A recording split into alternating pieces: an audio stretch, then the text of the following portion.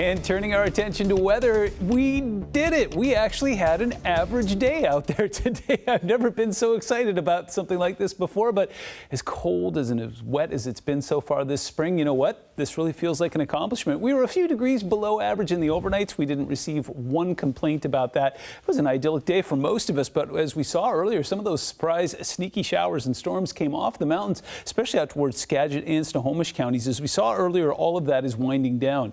Just in case you're wondering what the record for today's date is, 1963, it was 93 degrees out. Too soon. 39 degrees was the low temperature record back in 1960, and no rain in the gauges today out at SeaTac. That was wonderful. Take a look at current temperatures right now. We've got a big disparity as we take a look up towards the north, especially where we saw some of that rain-cooled air. 50 up towards Oak Harbor. Meanwhile, still holding on to temperatures that are close to 60 in Seattle and Renton, holding on to some mid-50s down towards the south, slightly cooler off towards the coast there. We've got some upper 40s out towards Forks. Over the next 12 hours, the skies are going to be clear. We may even get a chance to see that moon out there. Sunshine will make an appearance again tomorrow, but there is a little bit of a fly in the ointment here. We'll start to see some cloud cover moving in during the second half of our idyllic day tomorrow, but don't let it cancel your plans. As we put Futurecast into motion here, we'll get the rest of those showers out of the Cascades tonight. We may see some spotty showers off near the coast in the early morning hours, and then it's all about what you don't see tomorrow. Again, there's going to be some clouds and possibly some light shower activity up in the mountains, but not expecting the same convection that we had today.